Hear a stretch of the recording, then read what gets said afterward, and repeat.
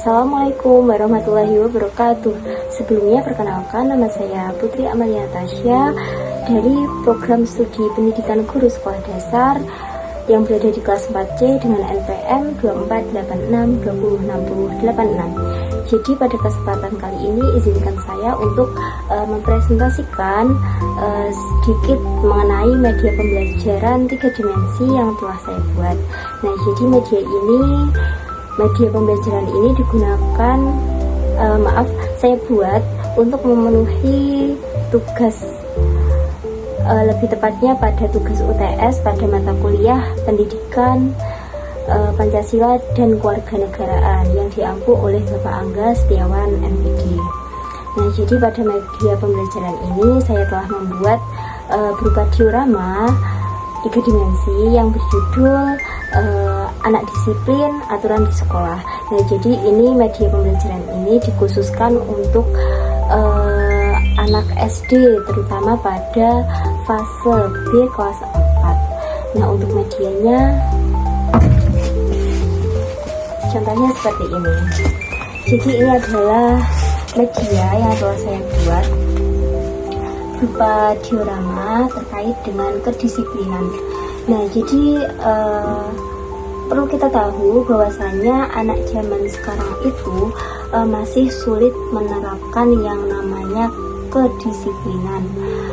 Mungkin anak itu masih belum mengetahui bagaimana itu aturan, contoh aturan, terus bagaimana penerapannya. Nah, oleh karena itu saya membuat diorama ini sebagai bentuk wujud nyata supaya anak itu mudah untuk mengetahui contoh-contoh kedisiplinan. Nah, pada diorama ini saya membuat lebih terkhususkan pada aturan yang ada di rumah.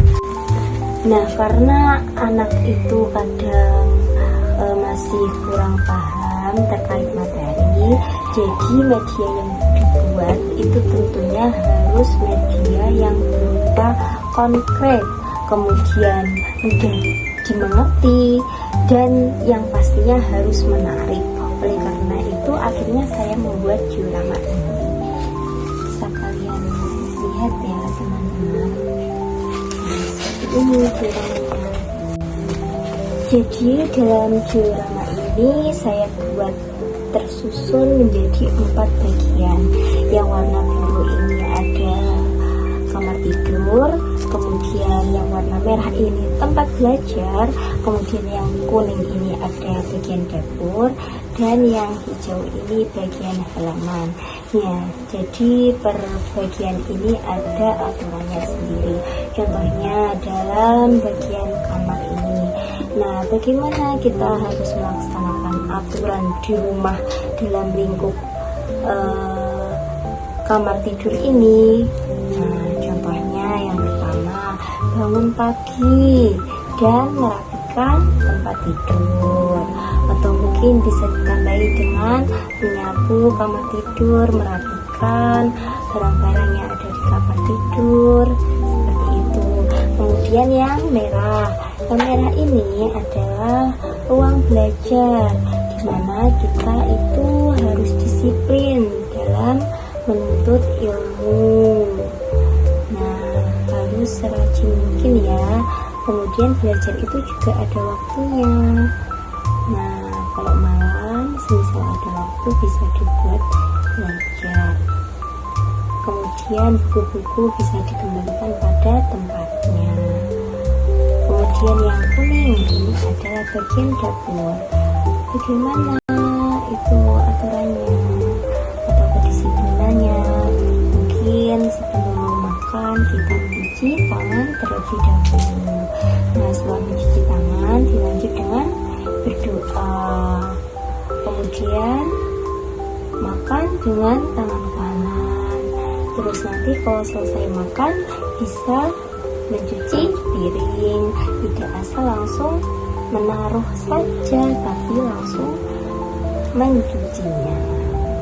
Gitu. Kemudian ini ada yang bagian halaman. Di situ kegiatannya adalah membersihkan halaman, bagian dari membantu pekerjaan kedua orang tua. Nah, jadi pada intinya media ini itu dibuat untuk mempermudah guru dalam menjelaskan materi. Jadi tidak hanya penjelasan, tapi guru juga bisa menunjukkan langsung bagaimana contoh penerapannya dalam kehidupan sehari-hari lewat diorama ini.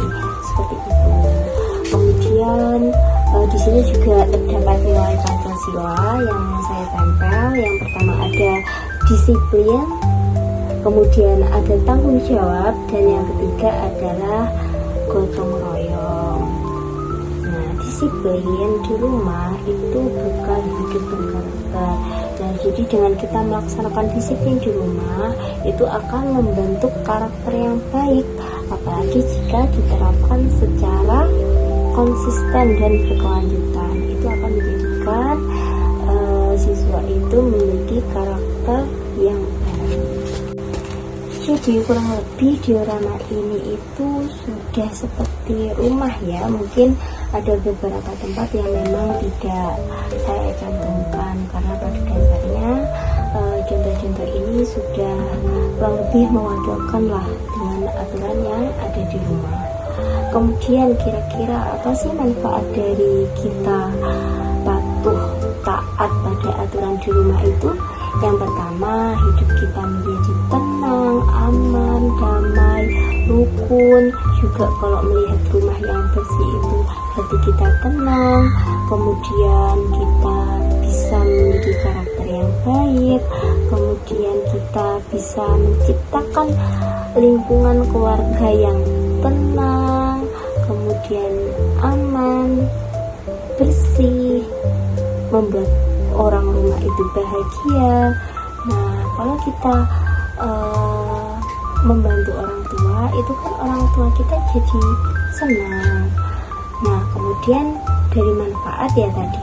Sekarang dari akibat kita tidak patuh pada aturan.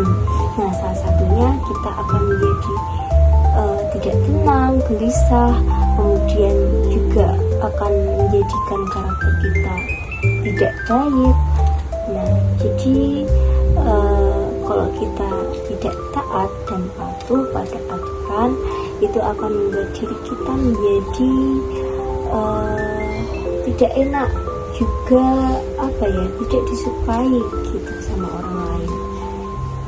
Karena semuanya itu ada aturannya, orang jadi nggak suka sama kita, kadang juga bisa menimbulkan masalah, kemudian juga bisa kurang dipercaya oleh orang lain.